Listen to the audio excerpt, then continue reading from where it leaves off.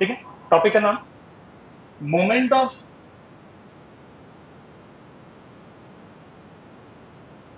Topic का नाम है moment of inertia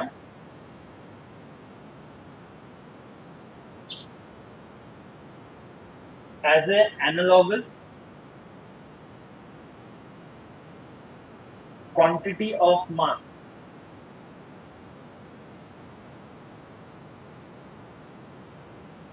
as a analogous quantity of mass. ठीक है, कंसेप्ट को समझते हैं, जरा यहाँ पे ध्यान दें, एकदम अच्छे से समझना, कंसेप्ट बहुत इंपॉर्टेंट है। अगर ये कंसेप्ट नहीं क्लियर हुआ आगे मजा नहीं आएगा। देखो, अगर कोई भी ऑब्जेक्ट है, जैसे मान लो ये एक रैंडम ऑब्जेक्ट है जिसका कोई शेप फिक्स नहीं, जैसे एक सर्कल हो गया, एक रेक्टेंगल हो गया, ये सबका शेप फिक्स है ना। ठीक है, मैंने एक ऐसा एक रैंडम ऑब्जेक्ट लिया है जिसका शेप फिक्स नहीं है। इसके पास एक पॉइंट है, सेंटर ऑफ एक्सिस बोलते हैं, जहां से ये अपने आप को रोटेट करने वाला है। वो तुम समझ पा रहे हो? ठीक है, मतलब एक बुक की तरह अज्यूम कर सकते हो कि अगर बीच में से एक सेंटर ऑफ एक्सिस है तो ये इस तरह से गोल घूमने वाला है। तुम समझ रहे हो मैं क्या समझा रहा हूँ? लेकिन अब यहाँ पर ना कुछ कुछ चीजें बहुत इंटरेस्टिंग, जैसे देखो, ये जो चीजें हैं इसका खुद का कुछ मास होगा, कुछ तो मास होगा, मास कुछ भी केजी वगैरह में हो सकता है। मैं इसका मास स्मॉल एम अज्यूम कर रहा हूँ, राइट। स्मॉल एम क्या, एक्चुअली स्मॉल एम नहीं आएगा, कैपिटल एम, मतलब टोटल मास बोलता है।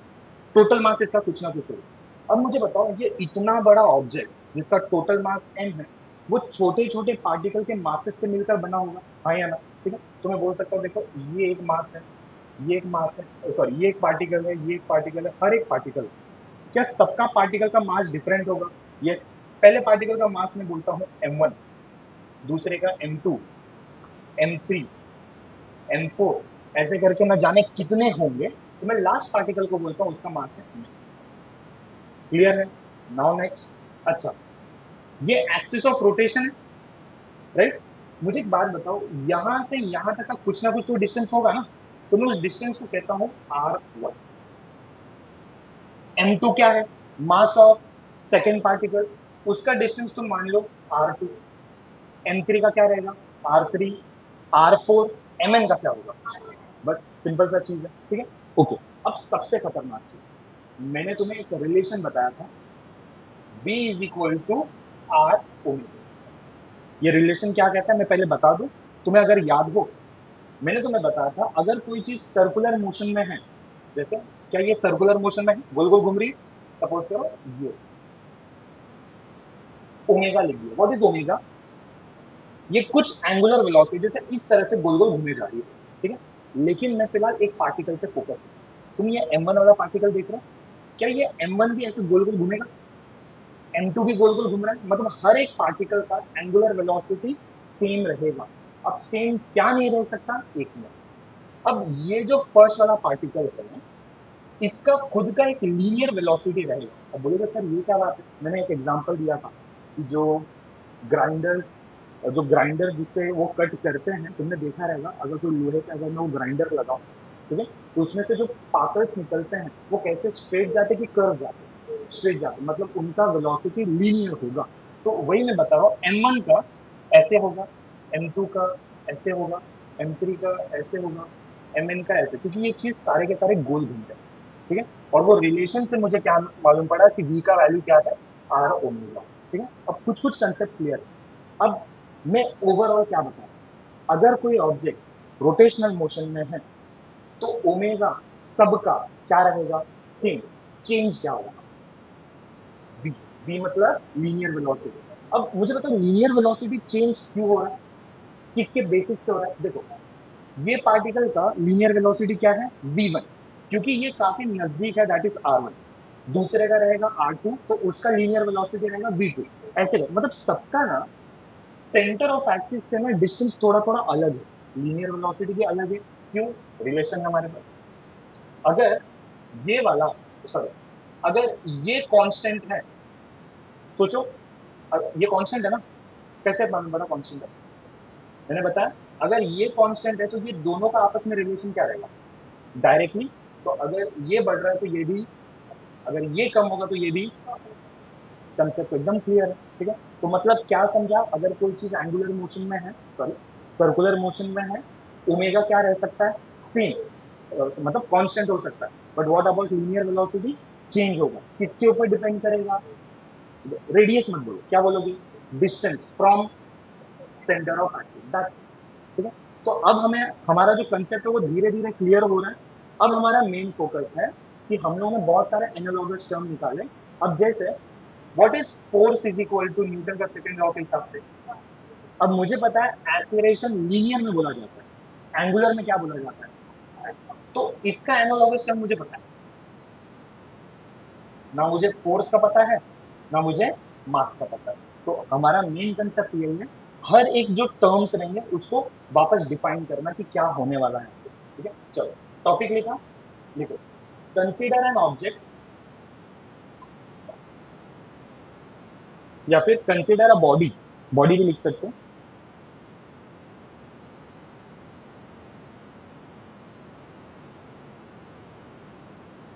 Consider a body rotating with angular, rotating with angular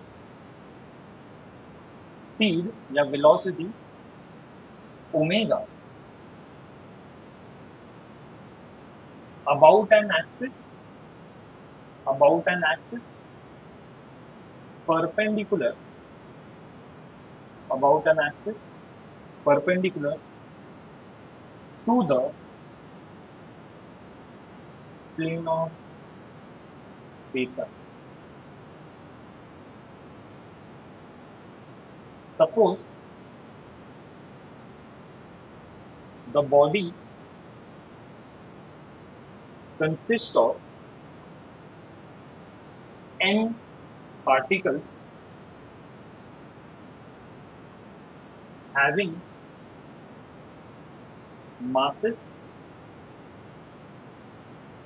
m1, m2, m3 and so on up to mn.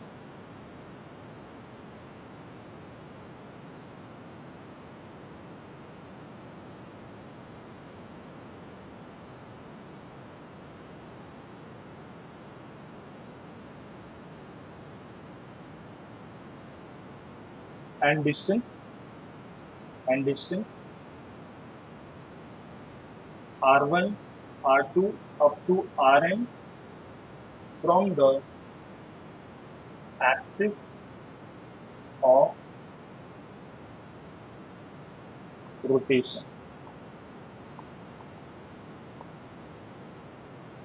Let, ठीक है, ओके, अच्छा एक मिनट, हाँ, चलेगा, लेट लिखना चाहिए, लेट, वो हर एक पार्टिकल का हम एक इनिशियल वेलोसिटी अज्यूम कर रहे हैं, तो मैं यहां पे लिख सकता हूं, late v1, v2, v3 up to vn be the linear velocity.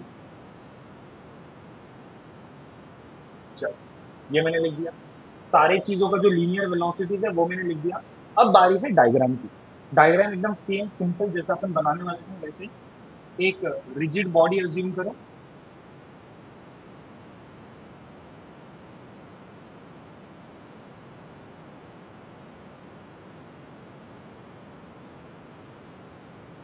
एक एंगुलर वेलोसिटी से रोटेट करने वाली है, तो मैं इसको ओमेगा कह देता हूँ, देख लो भाई, एक एंगुलर वेलोसिटी से रोटेट करने वाली तो इसको मैं ओमेगा कहूंगा। नाउ नेक्स्ट मासेस के बारे में बात करते हैं, m1 सपोज करो इधर, m2 है, सपोज m3 है, यहाँ पर कहीं mn है, ठीक है। सबके बीच का जो डिस्टेंसेस है वो देख लेता हूँ मैं, इसको तुम r1 बोल दो, r2,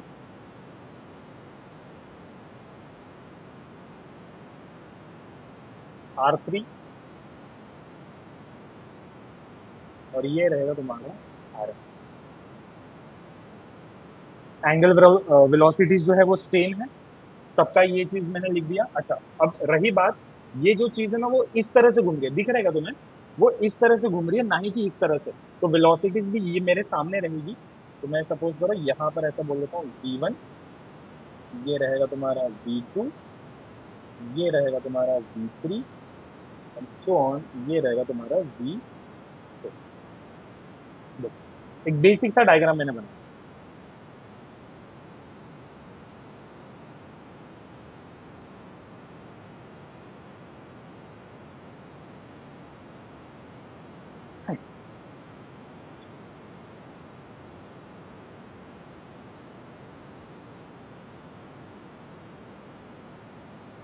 क्लियर है? ठीक है, चलो अब थोड़ा नेक्स्ट कंसेप्ट पे जाते हैं। मुझे ये नहीं पता नेक्स्ट पे जाने दो।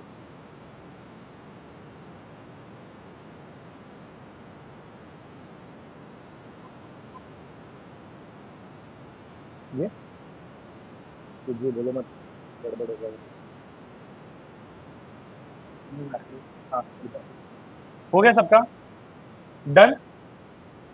नहीं, मेरे को ये यूज करने नहीं आता होता है ठीक है, ठीक है, ये वो वाला बहुत पुराना चीज है।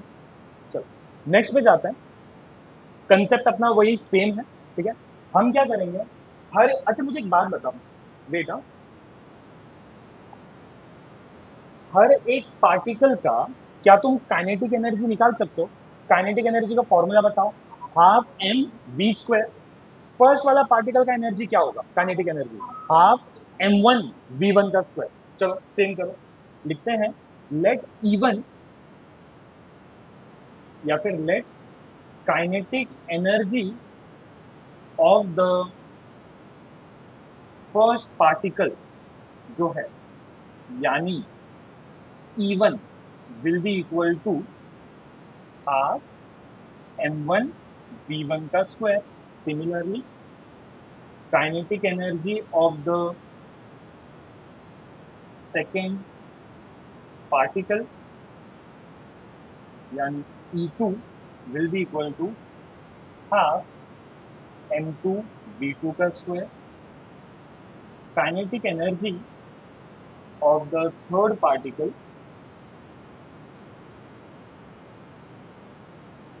E3 equal to half M3V3 का square and so on up to kinetic energy of the nth particle यानी En will be equal to half Mn Vn का स्क्वायर। सारे एनर्जीज मैंने लिख दिया, ठीक है। अच्छा, अ, हमने ये जो किया, ये देखो, हर एक पार्टिकल का काइनेटिक एनर्जी है हमारे पास, हर एक पार्टिकल का। अगर सपोज करो मैं सारे काइनेटिक एनर्जी को ऐड कर दूं, तो वो किसका काइनेटिक एनर्जी बनेगा? Total kinetic energy of A rotating body. क्यों रोटेटिंग? सबको मिलाऊं तो मुझे क्या दिखाई दे रहा है कि वो रोटेट कर रहा है। तो चलो देखो, therefore total kinetic energy of A rotating body, of A rotating body यानी कैपिटल ई, मैं इसको कैपिटल ई बोल रहा हूं, तो कैपिटल ई जो रहेगा वो किसके बराबर होगा? E1 plus E2 plus E3 up to En तक plus E. What is E1? देखो मुझे सारे वैल्यूज पता है तो मैं डायरेक्टली लिख सकता हूँ, हाफ M1 V1 का स्क्वायर प्लस हाफ M2V2 का स्क्वायर प्लस हाफ M3V3 का square and so on up to half MnVn का स्क्वायर। देख लो भाई, मैंने टोटल एनर्जी निकाल दिया रोटेटिंग बॉडी का। अच्छा मुझे ना एक रिलेशन पता है, that is V is equal to what? R omega. मुझे एक रिलेशन कंफर्म पता है, V is equal to R omega, लेकिन मैंने तुम्हें इसके बारे में कुछ बताया। इस पूरे जर्नी के दौरान कौन सा टर्म कांस्टेंट रहेगा? ओमेगा। तो मुझे बस इतना बताओ, तुम V1 की जगह क्या लिखोगे? R1 ओमेगा 1 क्यों नहीं? कांस्टेंट मतलब इधर क्या आएगा? R1 omega, R2 omega, but याद रखना ये सब टर्म ना स्क्वायर में है, गड़बड़ हो जाएगा, तो तुमने ध्यान से लिखना है। मैं लिख रहा हूँ हाफ M1 V1 की जगह मैं लिख देता हूँ R1 ओमेगा का square plus half M2 R2 omega का square plus half M3 R3 omega का square and so on half Mn Rn omega का स्क्वायर। देख लो, कुछ ऐसा ट्रिकी नहीं है, सेकंड थर्ड बच्चे वाले भी कर लेंगे, राइट। स्क्वायर है, स्क्वायर ब्रैकेट ओपन कर दो, क्या बनेगा चलो देखते हैं। हाफ M1 R1 का square omega square half M2 R2 का स्क्वायर ओमेगा का स्क्वायर हाफ M3 R3 का स्क्वायर ओमेगा का square and so on plus half Mn Rn का स्क्वायर ओमेगा का स्क्वायर।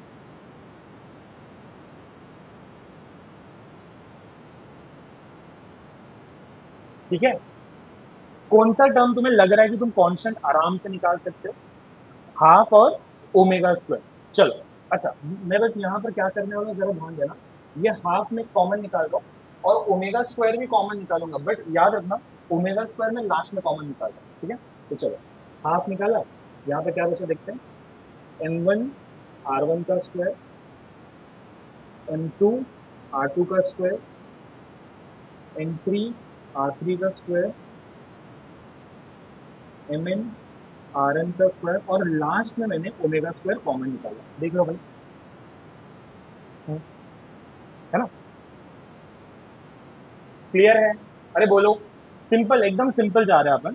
ठीक है, अब देखो मैं क्या करूँ, हाफ ओमेगा स्क्वायर मुझे परेशान ये कर रहा है, लेकिन अगर मैं एकदम ध्यान से देखूं, देखो ना कौन से टर्म रिपीट हो रहे हैं। M R square M R square M R square M R square, मतलब हर जगह एम आर स्क्वायर ही आ रहा है। बट ये क्या है, ये फर्स्ट पार्टिकल का एम आर स्क्वायर है, सेकेंड पार्टिकल का एम आर का स्क्वायर है। अरे ये एम आर स्क्वायर है क्या? अब इसके जगह मैं कुछ लिख सकता हूँ क्या? सुनो, मैं इस पूरे की जगह लिख दूंगा कैपिटल आई, मतलब ये दिखने में क्या होगा देखो। अच्छा ये क्या था वैसे, कैपिटल ई, तो कैपिटल ई किसके बराबर हो गया? हाफ, इसको तुमने आई बोल दिया, आई बोल दो, और ये हो जाएगा तुम्हारा ओमेगा का स्क्वायर। देख लो, हाफ आई ओमेगा का स्क्वायर। ओमेगा स्क्वायर कहाँ से आया? वो अपने जगह पे ही था। ये वाला जो टर्म है तुमने इसके जगह बस आई लिख दिया। अब तुम्हें आई के बारे में बताना है। What is I? I is nothing but moment of inertia. I का मतलब है मोमेंट ऑफ इनर्शिया, जिसका वैल्यू क्या होगा, चलो मैं एक बार बता देता हूँ। Where I is equal to, अच्छा सुनो, आई का वैल्यू क्या है? एम आर स्क्वायर, बट वो स्टार्ट कहाँ से हो रहा है? 1 से। देखो ना, M1 फिर उसके बाद M2 फिर M3, खत्म कहाँ पे होगा? एन तक। तो एक काम करता हूँ ना, मैं लिख देता हूँ, इतना बड़ा लिख नहीं सकता तो मैं ऐसे लिखूंगा, MI RI का स्क्वायर। समीशन में लिखना पड़ेगा, आई का वैल्यू कहाँ से स्टार्ट हो रहा है? 1 से लेकर एन तक, ठीक है ना? ठीक है, that is moment of inertia, और ये हो गया तुम्हारा फॉर्मूला। अरे तुमने कुछ देखा, तुम्हें कुछ इस चीज को देखकर पता लगा ये क्या है? ये किसके एनालॉगस की तरह दिख रहा है? Half M B square, half M, B के जगह ओमेगा आना तो हमें समझ में पहले ही आ गया था, बट एम के जगह क्या आया? सोचो, मतलब रोटेशनल मोशन में मास के जगह कौन काम करता है? मोमेंट ऑफ इनर्शिया, ये चीज याद रखना है। क्लियर है? अरे हाँ या ना? ठीक है, तो क्या लिखूं यहाँ पे और एक्स्ट्रा कुछ बोलो। ये किससे एनालॉगस है? नहीं नहीं, ये पूरा टर्म किससे एनालॉगस है?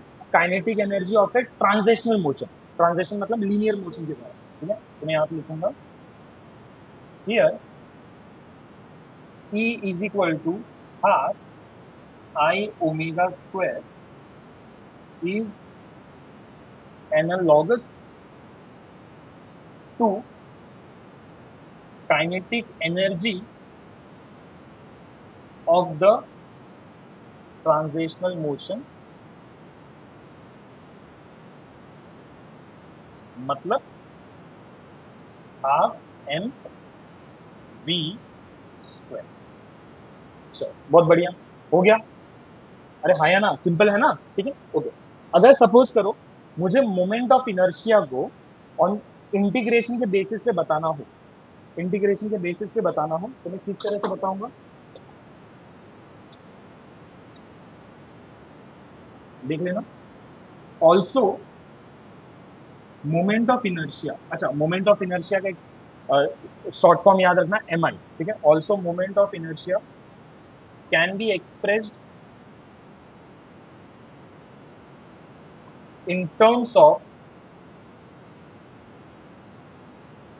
इंटीग्रेशन,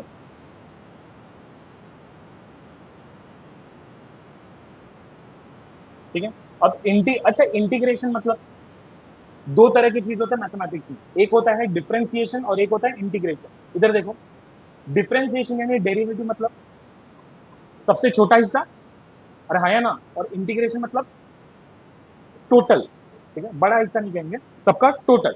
अब अगर सपोज करो मेरे को मोमेंट ऑफ इनर्शिया को एक्सप्रेस करना है इंटीग्रेशन के फॉर्म में, तो मैं किस तरह से एक्सप्रेस कर सकता हूं, जरा ध्यान देना। इधर देखो, एक मिनट रुको, यहां पर ध्यान दो, यहां पर ध्यान दो। मोमेंट ऑफ इनर्शिया का फॉर्मूला बताओ फटफट, एम आर स्क्वायर, बस इतना याद रखना, क्या आएगा, एम आर स्क्वायर। बट एक प्रॉब्लम है, बताओ क्या, यहां पर स्मॉल एम है ना। व्हाट इज स्मॉल एम, किसका मास, छोटा छोटा मास, मतलब हर एक पार्टिकल का छोटा छोटा जो मास रहेगा उसका। आर मतलब फ्रॉम सेंटर ऑफ एक्टिव, जो भी चीजें हैं वो चीज अपने को पता है। तो अगर सपोज करो मुझे इंटीग्रेशन के फॉर्म में इसको रखना है तो मैं क्या करूंगा, ध्यान देना। तो ये आएगा आई, आई मतलब मोमेंट ऑफ इनर्शिया। मुझे टोटल चाहिए ना, तो यहां पर देखो टोटल की जगह पे मैंने क्या लिखा था, समेशन। लेकिन मुझे अगर इंटीग्रेशन चाहिए तो इंटीग्रेशन की जगह ऐसे, तो ये भी एक तरह का सम हो गया, याद रहेगा। दूसरा, ये क्या है, आर का स्क्वायर, मैं लिख दूंगा आर स्क्वायर। दूसरा, ये क्या है, एम, एम मतलब स्मॉल मास। यहां पर स्मॉल मास का काम कौन करता है पता है, डीएम। जैसे अपन डेरिवेटिव में क्या लिखते हैं, डीएक्स, वाई के रेस्पेक्ट में रहा तो डी वाई, तो वैसे अगर यहाँ पर एम के रेस्पेक्ट में तो ये क्या रहेगा, डी एम, बस। तो तुम्हें क्या याद रखना है, मैं दो सवाल पूछूंगा, मोमेंट ऑफ इनर्शिया का फॉर्मूला क्या है, I is equal to M R square, M R square बोलोगे ना यही, एम आर स्क्वायर। लेकिन अगर मैंने तुम्हें बोला क्या तुम मोमेंट ऑफ इनर्शिया को एक्सप्रेस कर सकते हो इंटीग्रेशन के फॉर्म में, फॉर्मूला क्या रहेगा, I is equal to R square dm. अगर तुम यहाँ पर एम लिखते हो तो भाई गड़बड़ होगा, क्लियर है, आई होप समझ में आ गया होगा। चलो नेक्स्ट, कुछ चीजें तुम्हें याद रखना है। सबसे first, moment of inertia depends upon, क्या क्या चीजों के ऊपर डिपेंड करता है, चलो देखते हैं। मोमेंट ऑफ इनर्शिया, सबसे फर्स्ट यहां ध्यान देना, moment of inertia depends upon mass of the body. Body का मास कैसा है उसके ऊपर डिपेंड करेगा तुम्हारा मोमेंट ऑफ इनर्शिया। अच्छा, ये प्रश्न अपनों को समझ में आया मोमेंट ऑफ इनर्शिया का मतलब क्या है, ठीक है। एक मिनट, इसको थोड़ा सा विजुअलाइज करने की कोशिश करते हैं। ये बुक देख, अगर सपोज करो ये तुम्हारा नोटबुक है, अ, ये एक रेगुलर शेप है, ये जो बुक है इसका एक रेगुलर शेप है जिसका मास एम है। अगर मैंने तुम्हें कहा इसका सेंटर ऑफ मास बता, तो सेंटर ऑफ मास का मतलब क्या होगा, तुम एक ऐसा पॉइंट ढूंढोगे जहां पर ये बुक क्या हो जाए, पूरा का पूरा बैलेंस हो, मतलब तुम एक ऐसा पॉइंट ढूंढने की कोशिश करो और उसको वो बैलेंस हो जाए। लेकिन तुम्हें पता है मोमेंट ऑफ इनर्शिया में एक एक्स्ट्रा चीज क्या है, कि तुम इस एक्सिस के अलावा ऑब्जेक्ट को रोटेट करो, नहीं समझा। जैसे मेरे पास ये जो कीबोर्ड है, अगर मैं कीबोर्ड को बैलेंस कर पाया तो मतलब मैंने अपना हाथ का जो सेंटर ऑफ एक्सिस है वो किसके साथ कोइंसाइड करवा दिया पता है, इसके सेंटर ऑफ मास के साथ। तो वो जैसे सपोज करो इसको अगर मैं बैलेंस कर पाऊं तो ये तुम्हारा सेंटर ऑफ मास है। लेकिन अगर इसी पॉइंट पे इस चीज को मैं घुमा पाऊं तो क्या हो जाएगा ये, तुम समझ रहे हो मैं क्या समझा रहा हूँ, क्लियर है, ठीक है। अच्छा, लेकिन एक बात ध्यान देना, मोमेंट ऑफ इनर्शिया ना भाई बहुत थोड़ा मस्ती खोर है। मोमेंट ऑफ इनर्शिया का ना चीजें ही थोड़ी डिफरेंट है। सबसे फर्स्ट वो किसके ऊपर डिपेंड करता है, अब सीधी सी बात है, अगर ये बुक एक लोहे का है और एक और ऐसा सेम बुक है जो थर्माकोल का है, दोनों में घुमाने में सेम एफर्ट लगाओगे क्या तुम, क्योंकि तुम्हें पता है कि थर्माकोल बहुत हल्का होगा तो उसको घुमाने में ना थोड़ी सी तुम्हें तकलीफ होगी, बोलोगे सर उसमें तकलीफ, देखो बात वही नहीं है, मतलब तुम समझ लो इतना हल्का रहता है ना कि अगर हवा का भी कुछ भी एयर ड्राइव वगैरह आ गया ना, तो वो इधर उधर रोटेट करने लगे, तो उसको कंट्रोल कर पाना थोड़ा सा मुश्किल है। ऑब्वियसली लोहे का तो और मुश्किल होगा, बट इतना तो मैं समझा रहा हूँ कि वो किसके ऊपर डिपेंड करता है, पहला मास ऑफ द बॉडी, दूसरा वो किसके ऊपर डिपेंड करता है, distribution of particles about axis,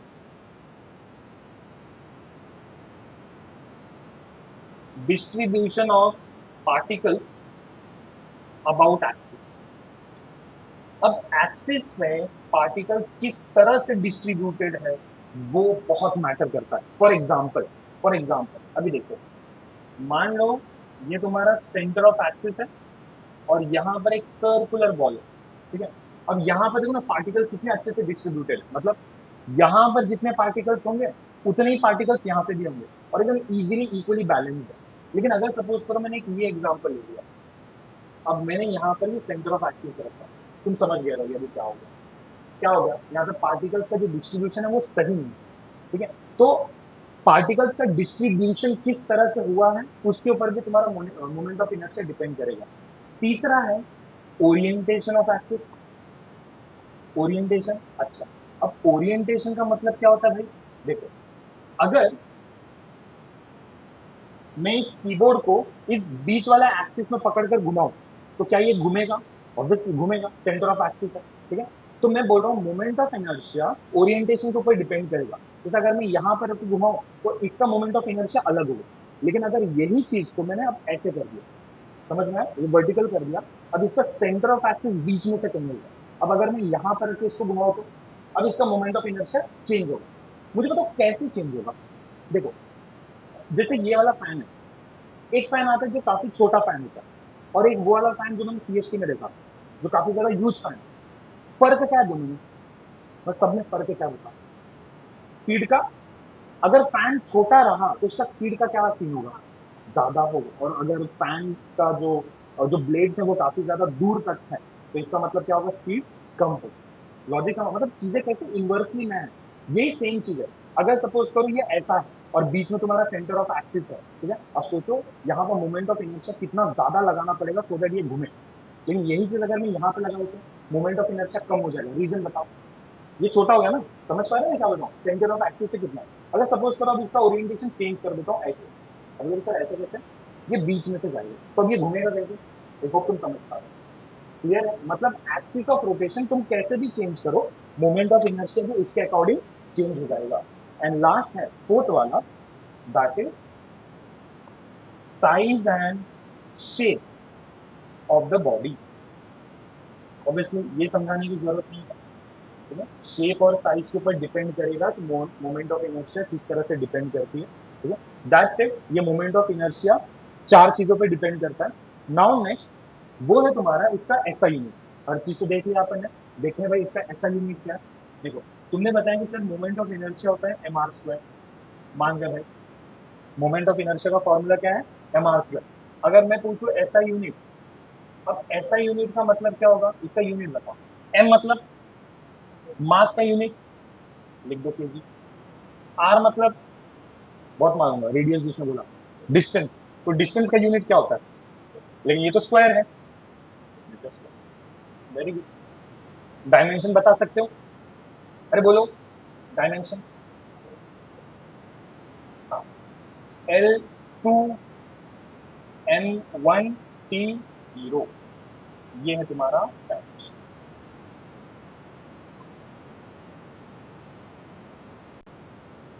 next topic लिखो, moment of inertia of a uniform ring.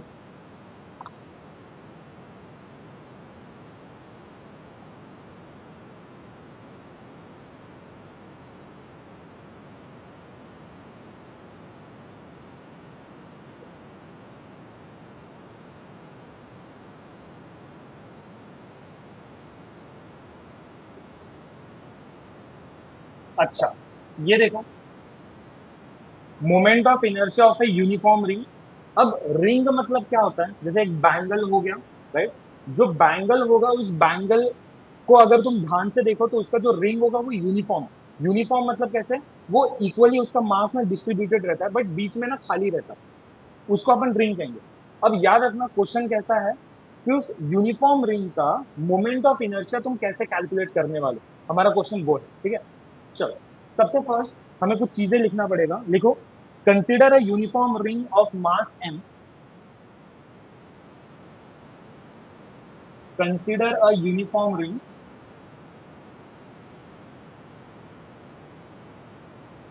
Of mass m and radius r, and radius r,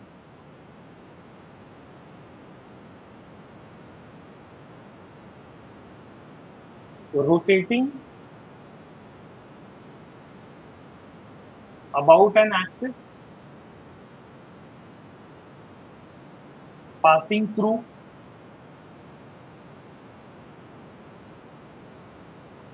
the center of axis, passing through the center of axis।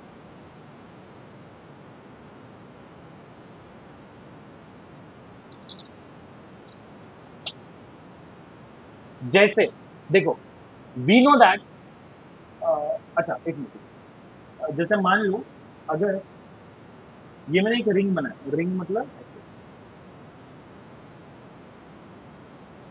अगर ये ring है तो question में क्या पता है, ring जो है वो यहां से कोइंसाइडेड है, मतलब ये सेंटर ऑफ एक्सिस से निकला है। लॉजिक समझना। अब मुझे एक बात बताओ, थोड़ा ध्यान ध्यान लगाना यहाँ पे। यहाँ से, अरे ये वाला जगह तो खाली है ना, क्यों खाली है, क्योंकि ये रिंग है। तो इसका रेडियस ये पूरा कितना होगा, पूरा का पूरा कैपिटल आर। ये पूरा पूरा जो रहेगा वो क्या रहेगा, तुम्हारा capital R. What is capital R? Radius. मैंने जो लिख दिया देखो, रेडियस आर, ये एक्सिस ऑफ रोटेशन का रेडियस है, ठीक है। ये कैपिटल आर है। अब मुझे एक बात बताओ, अगर मैं ये सिर्फ एक छोटा सा पॉइंट कंसिडर करूं, ध्यान से सुनना, क्या ये रिंग का मास है? क्या है मास? लेकिन ये कौन सा मास है? Total mass. अगर मैं छोटा सा पार्ट अज्यूम करूं तो इसका मास क्या रहेगा? डीएम। वेरी गुड, इसका मास क्या रहेगा? DM। अब मुझे एक रिलेशन पता है, देखो, मोमेंट ऑफ इनर्शिया का फॉर्मूला क्या है बताओ, इंटीग्रेशन में, integration of R square DM. ये मैंने कहां से पता लगाया, अभी जस्ट अपन ने किया, integration of R square DM. But what is small R? Radius. But इस क्वेश्चन में प्रॉब्लम क्या है, इसमें स्मॉल आर नाम का कंसेप्ट है नहीं, क्योंकि रेडियस थ्रू आउट सेम है, क्या है, कैपिटल आर। तो क्या मैं स्मॉल आर की जगह कैपिटल आर लिख सकता हूँ? चलो लिख दो, which is equal to integration of capital R square D. अच्छा, इंटीग्रेशन का एक रूल है, अगर कोई टर्म कांस्टेंट है जो चेंज नहीं हो रहा है तो क्या तुम उसको बाहर निकाल सकते हो? अब ये दोनों में से कौन सा चीज है जो चेंज नहीं हो रहा? Are square. रीजन, पूरा का पूरा सेम, तो चलो आर स्क्वायर निकाल दिया मैंने बाहर। अंदर क्या बचा फिर, इंटीग्रेशन ऑफ व्हाट, डीएम। अब मुझे बताओ, डीएम का इंटीग्रेशन, छोटे छोटे मासेस का इंटीग्रेशन क्या बनेगा? कैपिटल एम, ठीक है। तो इसकी जगह तुम लिख सकते हो I is equal to R square M, या फिर I is equal to M R square. हो गया। This is moment of inertia of a uniform body, sorry, uniform ring. कितना आसान है देखो, moment of inertia of a uniform. आसान है ना? अगर स्टार्टिंग में आसान है तो मतलब इसके बाद वाला टफ आएगा। चलो देखो, डन।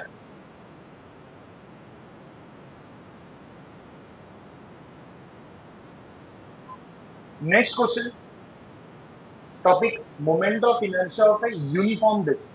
जरा एक मिनट ध्यान देना, हमारा ये वाला जो टॉपिक था इसमें क्या था, रिंग कैसा था, यूनिफॉर्म। यूनिफॉर्म रिंग मतलब बीच में क्या रहेगा, थोड़ा सा, थोड़ा मतलब वो पूरा का पूरा खोखला स्पेस है। बट इस बार ये है यूनिफॉर्म डिस्क। डिस्क का मतलब क्या है, तुम अज्यूम कर सकते हो ये एक तरह का प्लेट है, राइट। अगर ये प्लेट है तो बीच में जो स्पेस रहेगा वो वेकेंट नहीं है, वो पूरा का पूरा फील्ड है। लेकिन अब सवाल है कि इसका मोमेंट ऑफ इनर्शिया किस तरह से निकाला जाए। अब देखो, दिमाग दिमाग लगाना, मैंने अभी एक रिंग का मोमेंट ऑफ इनर्शिया निकाला, which is equal to what, M R square, ठीक है, सिंपल सा था। अब लेकिन ना, अब इसमें क्या फर्क है पता है, इसमें ऐसा सीन हो गया है ना कि ये वाला जो जगह है ना वो पूरा का पूरा भरा है, पूरा का पूरा भरा। अब हमें इसका मोमेंट ऑफ इनर्शिया निकालना है। अब सवाल है कि कैसे निकालें। मुझे बस एक ही मोमेंट ऑफ इनर्शिया पता है, दैट इज रिंग का। तो अब पता है मैं ऐसे क्वेश्चन को किस तरह से सॉल्व करूंगा, थोड़ा दिमाग लगाना। जस्ट इमेजिन ये सेंटर है ना, तो सेंटर के आसपास एक रिंग है, मतलब ये जो डिस्क है ना वो एक रिंग से मिलकर नहीं बना है, एन नंबर ऑफ रिंग से मिलकर बना है। लॉजिक समझ में आ रहा है? देखो, मतलब एक ये रिंग, दूसरा ये होगा, तीसरा ये होगा, चौथा ये होगा, पांचवा एंड सो ऑन, ऐसे करते करते पूरा एंड तक मैं रिंग को लेकर जाऊंगा। अब बोलोगे सर ये आप दिमाग क्यों लगा रहे हो? सोचो ना, मेरे पास एक यूनिफॉर्म रिंग का फॉर्मूला पता है, which is M R square. M मतलब, आर मतलब डिस्टेंस, सिंपल है। अब मुझे एक बात बताओ, अगर मैं ये फर्स्ट वाला एकदम एकदम जो फर्स्ट एकदम स्टार्टिंग में, मतलब जो एक्सिस से चिपक कर बैठा हुआ है, अगर मैं उसको एक रिंग अज्यूम करूं, तो उसका रेडियस आर का वैल्यू क्या रहेगा? 0। अब उसके बाद वाला जो रहेगा उसका आर का वैल्यू क्या अज्यूम करूं? 1। उसके बाद वाला 3, 4। तुम समझ रहे हो मैं क्या दिमाग लगा रहा हूं? मैं क्या कर रहा हूं, मैं इस क्वेश्चन को रिंग की तरह ही सॉल्व करने वाला हूं, बट मैं सारे रिंग को क्या करूंगा? ऐड। क्यों, समझा ना? अब अगर मैं ऐड कर दूंगा तो क्या मुझे सारे वैल्यूज मिल जाएंगे? यस। लेकिन क्योंकि अपन फिजिक्स स्टूडेंट है, तो हम बच्चे वाला काम नहीं करेंगे, ऐड। ऐड के बजाय इंटीग्रेट। समझने सोच रहे थे? ठीक, इंटीग्रेशन करेंगे। क्लियर है? अरे हाँ या ना? तो आर का वैल्यू स्टार्ट कहां से होगा? 0। 1 नहीं हो सकता। 0 से स्टार्ट करें, एंड कहां पे करेंगे? Capital R. ठीक है, स्मॉल आर का वैल्यू 0 से स्टार्ट करेंगे, एंड कहां पे करेंगे? कैपिटल आर तक। आर मतलब एकदम एंड वाला टर्म तक। समझा कि नहीं? ठीक है, चलो स्टार्ट। लिखो, consider a uniform disc of mass m।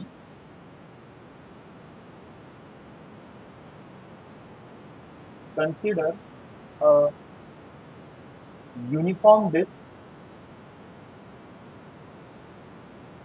Of mass m। Consider a uniform disc of mass m and radius r, and radius r rotating, and radius r rotating about an axis which is perpendicular, about an axis which is perpendicular, about an axis which is perpendicular to its plane and passing through the center, to its plane and passing through the center, passing through the center। चलो ठीक है, ये मैंने कर दिया, right. अच्छा, क्योंकि ये एक तरह का डिस्क है, तो तुम डिस्क अज्यूम करो। लेकिन याद रखना, मैं यहाँ पर रिंग शेप नहीं बना रहा हूँ, इस बात का ध्यान रहे। एक ऐसे मैं कर सकता हूँ, जिसका रेडियस तो मुझे नहीं पता, बट ये ओमेगा से घूम रहा है, एक एंगुलर वेलोसिटी ओमेगा। ठीक है, जिसका रेडियस जो होगा वो पूरा का पूरा टोटल जो रहेगा that is capital R. Total capital R है। लेकिन स्टार्ट में कहां से करने वाला हूँ? 0 से। थोड़ा थोड़ा थोड़ा थोड़ा जो भी चीज रहेगा वो बढ़ाते चले जाऊंगा। जैसे एक एग्जाम्पल के तौर पे, अगर मैं सिर्फ ये वाला मान के रखूं, जरा ध्यान देना। जैसे अभी ये फर्स्ट रिंग है, जैसे इमेजिन ये फर्स्ट रिंग अगर मैं अज्यूम करके रखूं, तो ये रिंग ना तुम्हें दिखे, अगर सपोज करो रिंग को मैं बाहर निकालूं, तो तुम्हें देखने में कैसे दिखाई देगा कि वो रिंग है जो अभी जस्ट आपने पिछले वाले क्वेश्चन में सॉल्व किया था, वो एक रिंग है। ओके, अब वो रिंग जो है ना, अगर उसको तुम ध्यान से देखोगे, उसका कुछ ना कुछ थिकनेस होगा। लॉजिक लगा पा रहा? उसका थिकनेस कितना होगा? अगर ये पूरा कैपिटल आर इतना है, तो मैं छोटा सा हिस्सा यूज कर रहा हूँ ना, तो उसको मैं क्या करूंगा? D R. बस इतना तुम्हें ध्यान रखना है। अब इसको किस तरह से सॉल्व करना है, जरा ध्यान देना। सबसे फर्स्ट हम निकालने वाले हैं यहाँ पर डेंसिटी। क्या निकालने वाले हैं? डेंसिटी। कौन सा डेंसिटी? सरफेस का।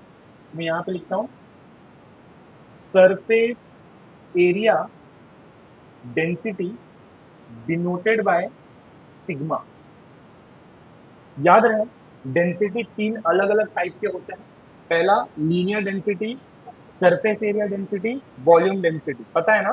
तो अगर सरफेस एरिया डेंसिटी है तो इसका फॉर्मूला क्या बनेगा? Mass by area. और अगर वॉल्यूम रहेगा तो मास बाय वॉल्यूम। ठीक है, छोटे छोटे चीजें याद रखना। तो surface area density will be equal to mass upon area, मतलब sigma will be equal to mass मतलब कैपिटल एम, एरिया का मतलब क्या हो जाएगा? Pi R square. तुम इसको इक्वेशन 1 कंसीडर कर दो। देख लो, तुमने इसको इक्वेशन 1 कंसीडर कर दो। ठीक है, अब सपोज करो मैं एक छोटा से पार्ट के बारे में बात कर रहा हूं, ध्यान से सुनना। मैं सिर्फ फिलहाल इसके बारे में बात कर रहा हूँ, जो एक पर्टिकुलर रिंग है। अगर मैं उसके बारे में बात कर रहा हूँ तो उसका मास बहुत होगा कि एकदम थोड़ा सा रहेगा? थोड़ा। तो मैं यहाँ पे लिखता हूँ for small mass, for small mass sigma का वैल्यू किसके बराबर हो जाएगा पता है? डीएम। डीएम मतलब स्मॉल मास, एरिया भी हो जाएगा छोटा, मतलब डी। अब मैं एक चीज को लेकर ना कंफ्यूज हूँ, जरा ध्यान देना। डीए मतलब स्मॉल एरिया, लेकिन किसका एरिया के बारे में बात हो रही पता है? जो तुमने ये रिंग कंसिडर किया। अब ना टेक्स्ट बुक में ना ये चीज ना डायरेक्ट दिया गया कि एरिया का वैल्यू कैसे निकलेगा, लेकिन ना उसमें डायरेक्ट दे दिया, कंसेप्ट क्लियर नहीं होते कि ये चीज होगा कैसे। 2 मिनट पेन रखो यहाँ पर। तुम्हें ये रिंग दिख रहा है? इमेजिन करना, थोड़ा विजुअलाइज करना, मैं इसका एरिया निकालना बता रहा हूँ। ठीक है, अगर ये रिंग है, इस रिंग को इमेजिन करो मैंने बाहर निकाला, जस्ट इमेजिन। और वो रिंग को मैंने ऐसे बीच में से कट कर दिया और उसको लेकर ऐसा मैंने स्ट्रेट कर दिया। अगर मैंने इसको इस तरह से स्ट्रेट किया तो ये दिखने में कुछ ऐसा दिखेगा। आई होप तुम समझ पा रहे हो। समझा? इसको तोड़ दिया बीच में से और ऐसा मैंने स्ट्रेट कर दिया। लॉजिक समझा? अच्छा, उसका थिकनेस क्या था मैंने बताया? Very small. क्या था ये? दिया। भाई इसका वैल्यू क्या है? सोच कर बता। ये ऐसे स्ट्रेट है ना, अगर ये ऐसे गोल घुमा था, सरकमफ्रेंस मतलब पाई आर स्क्वायर की 2 पाई, 2 पाई मतलब ये चीज क्या हो जाएगा? 2 पाई। एक मिनट, इसका शेप किसकी तरह दिख रहा है तुम्हें? रेक्टेंगल। रेक्टेंगल का एरिया क्या होता है? तो लेंथ कितना है? ये लेंथ होता है गवार, लेंथ 2 पाई आर, और ब्रेथ कितना होता है? D R. मतलब 2 pi are into D R मुझे क्या दे देगा? खत्म हो गया। और वही चीज टेक्स्ट बुक में डायरेक्टली दिया गया। आई होप तुम्हें समझ में आया होगा कि ये क्या है। तो यहाँ पर मैं लिख सकता हूँ sigma is equal to DM upon DA. DA का value 2 pi R D R. तुम एक छोटा सा काम करो यहाँ पे, यहाँ से तुम डीएम का वैल्यू निकाल लो। तो DM will be equal to, अच्छा डीएम क्या हो जाएगा पता है ना? इसको यहाँ पे मल्टीप्लाई कर दो, मतलब sigma 2 pi R D are. Consider कर दो तुम इक्वेशन 2।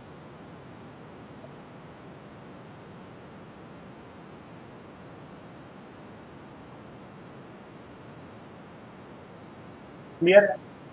चलो नेक्स्ट, अब हमें मोमेंट ऑफ इनर्शिया निकालना है। इसके ऊपर ज्यादा फोकस करते हैं।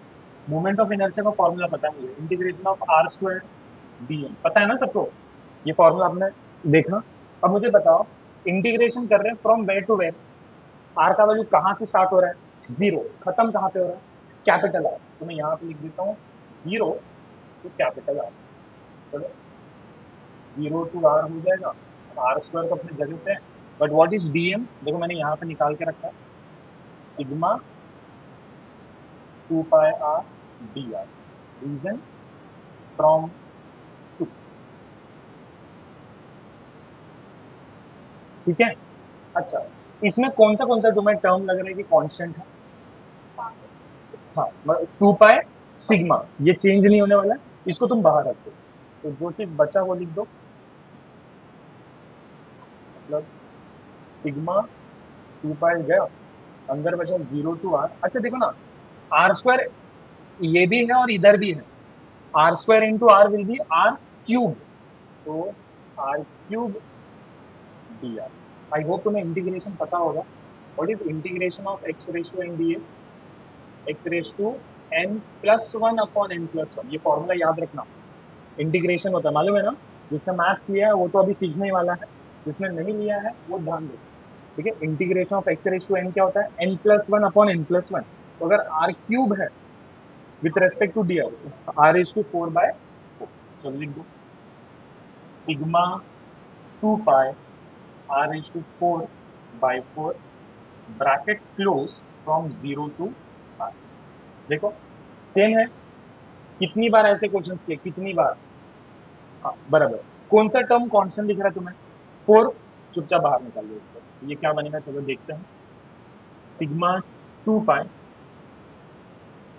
अपॉन 4, बचा यहाँ पे क्या है, r⁴ from 0 to R, from 0 to R। देखो कौन सा टर्म गया, 2 1 जा 2 2 जा 4। राइट। अच्छा तुम्हें पता है ये किस तरह से सब्सटीट्यूशन करते थे, अपर माइनस लोअर। तो अगर अपर माइनस लोअर है तो ये दिखने में कैसा होगा, सिग्मा π/2, अपर मतलब कैपिटल आर, तो कैपिटल r⁴ माइनस 0⁴। ये हटकर क्या बन गया, सिग्मा π/2 r⁴। ये मोमेंट ऑफ इनर्शिया आता है। अरे हाँ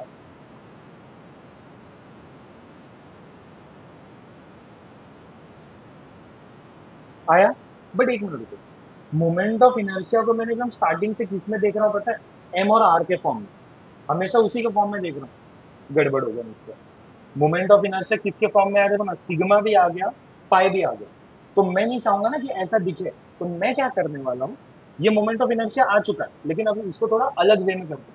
तुम्हें इक्वेशन 1 दिख रहा है, इक्वेशन 1 में तुम्हें तुम्हारे पास किसका वैल्यू पड़ा है, तो क्या मैं सिग्मा की जगह वो वैल्यू पुटअप करूं। चलो बताओ, फ्रॉम वन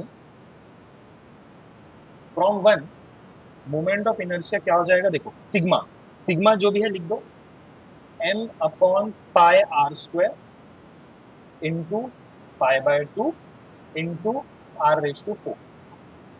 यहां से पाई और पाई गया, यहां से r² और r² गया, मतलब बचा क्या, mr²/2। ठीक है, मतलब moment of inertia of a uniform disc कितना होता है, mr²/2। और अगर सिर्फ रिंग है तो उसका वैल्यू क्या रहेगा, mr²। दैट्स इट, बस तुम्हें इतना याद रखना। क्लियर है।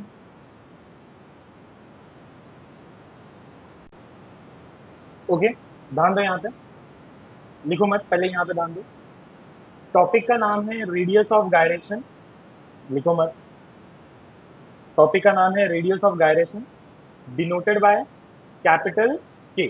ओके, अब रेडियस ऑफ गायरेशन का मतलब क्या होता है पहले ये समझो। देखो हमें ये तो समझ में आ गया कि मोमेंट ऑफ इनर्शिया क्या है। मोमेंट ऑफ इनर्शिया सेंटर से कहीं पर दूर बिलोंग करने वाला, और वहां पर हमें मिल जाएगा कि वो बॉडी का मोमेंट ऑफ इनर्शिया कहाँ है। अब मोमेंट ऑफ इनर्शिया का मतलब क्या होगा, मैंने बताया कि वो सेंटर ऑफ एक्सिस से वो रोटेट करेगा। ठीक है, और सेंटर ऑफ मास एक डिफरेंट चीज है, ये जो चीज है वो डिफरेंट है। बट रेडियस ऑफ गायरेशन का कंसेप्ट ध्यान देना, एकदम अच्छे से समझना, ये दोनों तुम्हें सिमिलर लगेंगे। देखो अगर ये तरह का रिजिड बॉडी है, ध्यान से समझना, सेम चीज है, और अगर ये इस तरह से ओमेगा से ये रोटेट कर रहा है, सपोज करो। ठीक है, अब सुनो, तुमने क्या किया पता है, एक ऐसा पॉइंट ढूंढ दिया जहां पर तुम्हें मोमेंट ऑफ इनर्शिया मिल गया, और उस मोमेंट ऑफ इनर्शिया के अलावा वो गोल गोल घूमे जा रहा है। ठीक है, अब ना तुमने एक और ऐसा पॉइंट ढूंढा जो हुबहू मोमेंट ऑफ इनर्शिया के तरह दिख रहा है। मतलब तुम्हें समझा, मतलब देखो तुमने ये वाला पॉइंट कौन सा ढूंढा जहां पर moment of inertia already exist है, तुमने उसके आसपास का एक ऐसा पॉइंट ढूंढा जो सेम मोमेंट ऑफ इनर्शिया की तरह ही दिख रहा है। ठीक है, और वहां से यहां तक का जो डिस्टेंस होगा दैट विल बी तुम्हारा radius of gyration, that is capital. मतलब इसके अलावा अगर तुम कोई चीज को रोटेट करते हो ना, ठीक है, वो गोल गोल हमेशा घूमते रहेगी जब तक उसकी एनर्जी खत्म ना हो। तो ये कैपिटल के है। अच्छा मुझे एक बात बताओ, मोमेंट ऑफ इनर्शिया का एक्चुअली में फॉर्मूला क्या था, mr²। एम का मतलब तो मास हो गया ना, और आर का मतलब क्या होगा, यहां से यहां तक का डिस्टेंस। बट अभी डिस्टेंस को किसने रिप्लेस कर दिया, के। तो क्या मैं आर के जगह के लिख सकता हूं, तो I will be equal to what, m² बराबर है। याद रखना व्हाट इज के, सुनो 2 मिनट को, व्हाट इज के, रेडियस ऑफ अब मुझे बताओ के स्क्वायर का वैल्यू क्या आ जाएगा, आई बाय एम, सही बात है। आई स्क्वायर का वैल्यू अपना के स्क्वायर का वैल्यू क्या आ जाएगा, आई बाय, तो what is the value for K, under root of I by M. ये तुम्हारा किसका फॉर्मूला बन गया, रेडियस ऑफ गायरेशन। क्या तुम इसका ऐसा यूनिट बता सकते हो, कंफ्यूजन तो होगा सर, अभी आपने क्या पूछ लिया, ऐसा यूनिट बताओ, दिमाग है तो बताओ इसका ऐसा यूनिट क्या होगा। सब फॉर्मूला में देख रहे हैं, लेकिन किसी ने ना टर्म को नहीं समझा। मैंने बोला मैंने किसका जगह लिया, एम का कि आर का, आर का यूनिट क्या था, तो के का यूनिट क्या होगा, मीटर, वही चीज तो होगा। तो इसका जो यूनिट होगा दैट विल बी मीटर, और दूसरा इसका डायमेंशन क्या होगा, L1, ठीक है, बाकी सारे क्या हो जाएंगे, जीरो। चलो ये तो ठीक है, ये तुम्हारा radius of gyration, that's it. लेकिन एक मिनट, हर एक डिफरेंट मोमेंट ऑफ इनर्शिया का अलग अलग रेडियस ऑफ गायरेशन होता है। जैसे फर्स्ट चीज है रेडियस ऑफ गायरेशन, अगर मेरे को किसी ने पूछा सर क्या आप radius of gyration of uniform ring बता सकते हैं, अब देखो यूनिफॉर्म रिंग का जरा ध्यान देना, यूनिफॉर्म रिंग का मोमेंट ऑफ इनर्शिया क्या था, एम आर स्क्वायर, सही है। मोमेंट ऑफ इनर्शिया क्या था, एम आर स्क्वायर। अब मैंने सवाल क्या पूछा, radius of gyration, radius of gyration का फॉर्मूला क्या है, K is equal to what, under root of I by M. अरे but what is the value for I, अरे बोलो, M R square upon M, कौन सा टर्म गया, M गया, बचा क्या रूट में R square, root of R square is what, R, खत्म हो गया। मतलब अगर मुझे किसी चीज का रेडियस ऑफ गायरेशन चाहिए तो मुझे मोमेंट ऑफ इनर्शिया भी पता होना चाहिए। अब नेक्स्ट ऐसा है, मैं लिख देता हूं, रेडियस ऑफ गायरेशन मुझे चाहिए, radius of gyration of a uniform disc.